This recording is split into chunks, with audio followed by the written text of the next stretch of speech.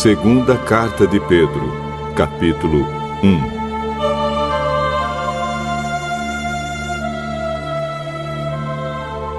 Eu, Simão Pedro, servo e apóstolo de Jesus Cristo, escrevo esta carta a vocês que, por causa da bondade do nosso Deus e Salvador Jesus Cristo, receberam uma fé tão preciosa como a nossa.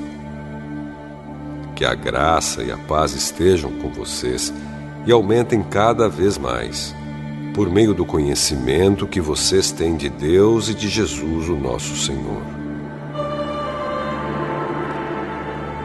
O poder de Deus nos tem dado tudo o que precisamos para viver uma vida que agrada a Ele, por meio do conhecimento que temos daquele que nos chamou para tomar parte na sua própria glória e bondade.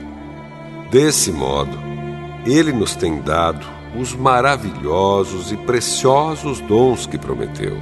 Ele fez isso para que, por meio desses dons, nós escapássemos da imoralidade que os maus desejos trouxeram a este mundo e pudéssemos tomar parte na sua natureza divina. Por isso mesmo, façam todo o possível para juntar a bondade e a fé que vocês têm. À bondade, juntem o conhecimento e ao conhecimento o domínio próprio. Ao domínio próprio, juntem a perseverança e à perseverança, a devoção a Deus. A essa devoção, juntem a amizade cristã e à amizade cristã, juntem o amor. Pois são essas as qualidades que vocês precisam ter.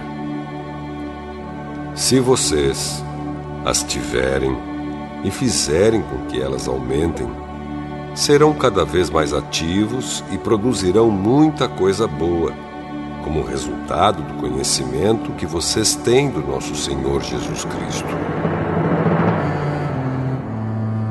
Mas quem não tem essas coisas é como um cego ou como alguém que enxerga pouco e que esqueceu que foi purificado dos seus pecados passados. Portanto, meus irmãos, procurem ficar cada vez mais firmes na certeza de que Deus os chamou e escolheu. Se vocês fizerem isso, jamais abandonarão a fé, e assim receberão todo o direito de entrar no reino eterno do nosso Senhor e Salvador Jesus Cristo.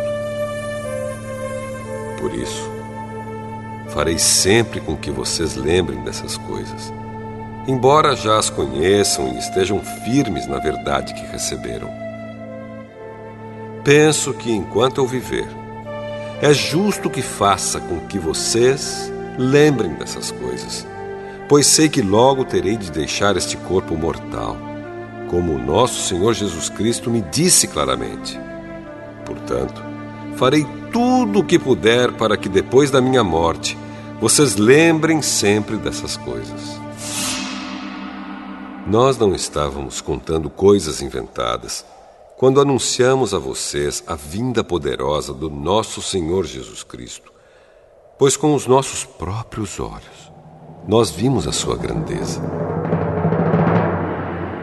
Nós estávamos lá quando Deus, o Pai, lhe deu honra e glória. Ele ouviu a voz da suprema glória dizer: "Este é o meu filho querido, que me dá muita alegria."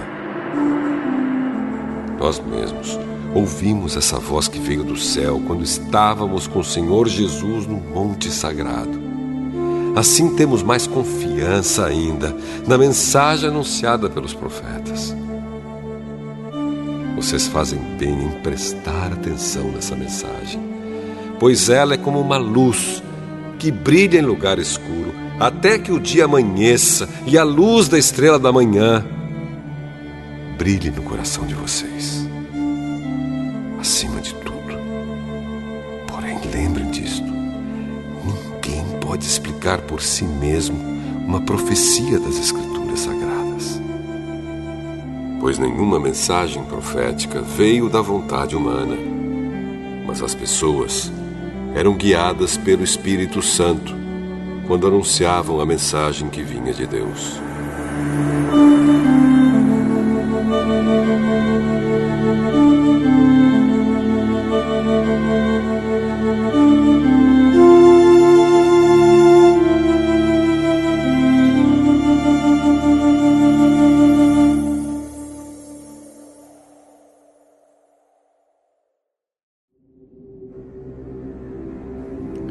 Segunda Carta de Pedro, capítulo 2.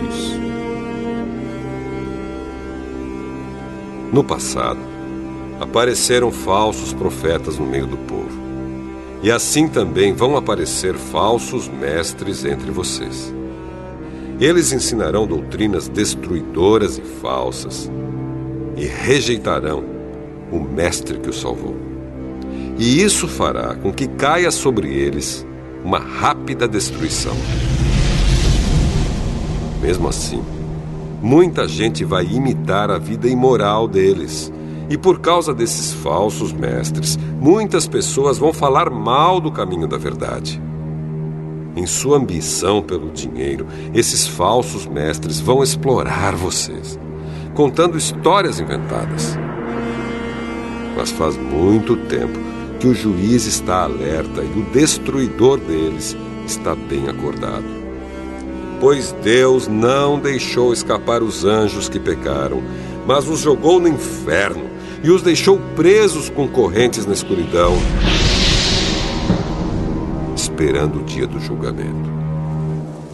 Deus não deixou escapar o mundo antigo, mas trouxe o dilúvio sobre o mundo dos que não queriam saber de Deus. A única pessoa que ele salvou foi Noé, que anunciou que todos deviam obedecer a Deus. E Deus também salvou mais outras 7 pessoas. Deus condenou as cidades de Sodoma e Gomorra, destruindo-as com fogo, como exemplo do que vai acontecer com os que não querem saber dele. Ele salvou Ló, um homem bom, que estava aflito porque conhecia a vida daquela gente imoral. Todos os dias esse homem bom, que vivia entre eles, ficava muito agoniado ao ver e ouvir as coisas más que aquela gente fazia. Tudo isso nos mostra que o Senhor sabe como livrar das aflições as pessoas dedicadas a Ele. E também sabe como guardar os maus debaixo de castigo para o dia do julgamento. Ele castigará especialmente os que seguem os seus próprios desejos imorais e desprezam a autoridade dele. Esses falsos mestres são atrevidos e orgulhosos. Eles não têm nenhum respeito pelos gloriosos seres celestiais e os insultam. Ora, até mesmo os anjos, sendo muito mais fortes e poderosos do que esses falsos mestres, não os acusam com insultos na presença do Senhor. Mas esses homens agem por instinto, como os animais selvagens que nascem para serem caçados e mortos. Eles xingam aquilo que não entendem. Por tudo isso, eles serão destruídos como animais selvagens e pagarão com sofrimento o sofrimento que causaram aos outros. Eles têm prazer em satisfazer em pleno dia os seus desejos imorais. Quando se reúnem com vocês, são uma vergonha e um escândalo, divertindo-se o tempo todo com os seus modos enganosos. Não podem ver uma mulher sem a desejarem, e o seu apetite pelo pecado nunca fica satisfeito. Enganam as pessoas fracas e só pensam em ganhar dinheiro. Eles estão debaixo da maldição de Deus. Andam perdidos porque se desviaram do caminho certo. Seguem o caminho de Balaão, filho de Beor, que cobiçou o dinheiro que ia receber fazendo mal e foi repreendido por causa do seu pecado. Pois uma jumenta falou com voz humana e acabou com as loucuras do profeta.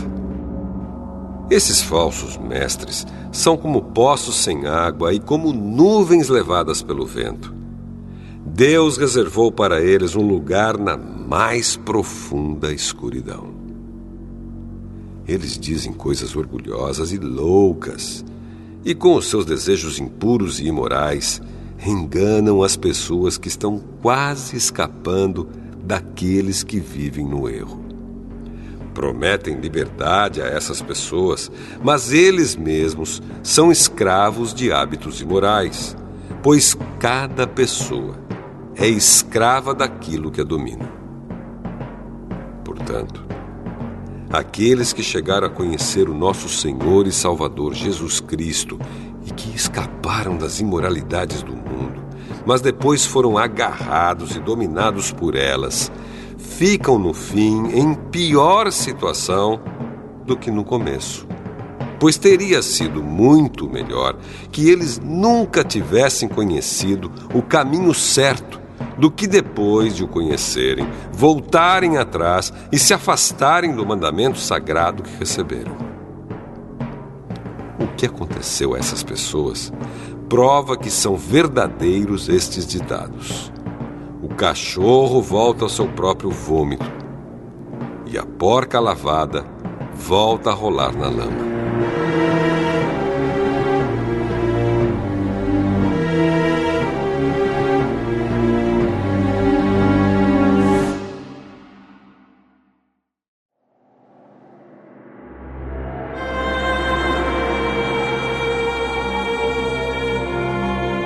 Segunda Carta de Pedro, capítulo 3.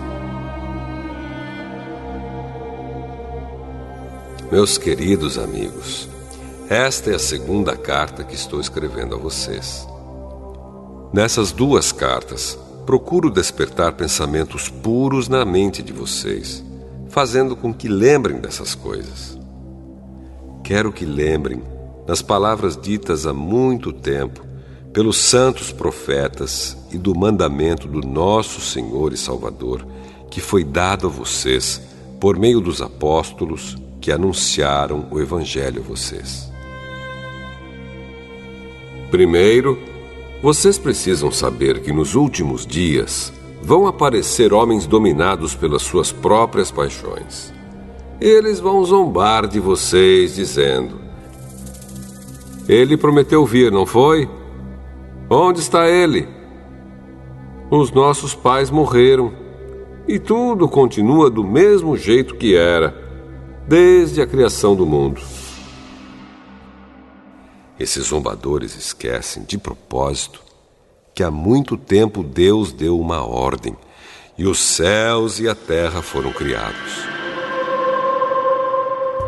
Esquecem que a terra foi formada da água e no meio da água, e também que pela água do dilúvio o mundo antigo foi destruído. Mas os céus e a terra, que agora existem, estão sendo guardados pela mesma ordem de Deus, a fim de serem destruídos pelo fogo. Estão sendo guardados para o dia do julgamento e da destruição dos que não querem saber de Deus. Meus queridos amigos, não esqueçam isto. Para o Senhor, um dia é como 1000 anos, e 1000 anos como um dia. O Senhor não demora a fazer o que prometeu, como alguns pensam. Pelo contrário, Ele tem paciência com vocês, porque não quer que ninguém seja destruído, mas deseja que todos se arrependam dos seus pecados. Porém, o dia do Senhor chegará como um ladrão. Naquele dia, os céus vão desaparecer com um barulho espantoso e tudo o que há no universo será queimado. A terra e tudo o que existe nela vão sumir. Sabendo que tudo isso vai ser destruído assim, então que tipo de gente vocês precisam ser? A vida de vocês deve ser agradável a Deus e dedicada a Ele. Esperem a vinda do dia de Deus e façam o possível para que venha logo. Naquele dia, os céus serão destruídos com fogo. E tudo o que há no universo ficará derretido. Porém, Deus prometeu, e nós estamos esperando um novo céu e uma nova terra, onde tudo será feito de acordo com a vontade dele. Por isso, meus amigos, enquanto vocês esperam aquele dia, façam o possível para estar em paz com Deus, sem mancha e sem culpa diante dele. Lembrem que a paciência do nosso Senhor é uma oportunidade para vocês serem salvos. Pois o nosso querido irmão Paulo, com a sabedoria que Deus lhe deu, escreveu a vocês sobre esse assunto. E foi isso mesmo que ele disse em todas as suas cartas quando escreveu a respeito disso. Nas cartas dele, há algumas coisas difíceis de entender, que os ignorantes e os fracos na fé explicam de maneira errada, como fazem também com outras partes das Escrituras Sagradas. E assim, eles causam a sua própria destruição. Mas vocês, meus amigos, já sabem disso. Portanto, tomem cuidado para não serem levados pelos erros de pessoas imorais e para não caírem da sua posição segura. Porém, continuem a crescer na graça e no conhecimento do nosso Senhor e Salvador Jesus Cristo. Glória a Ele, agora e para sempre. Amém.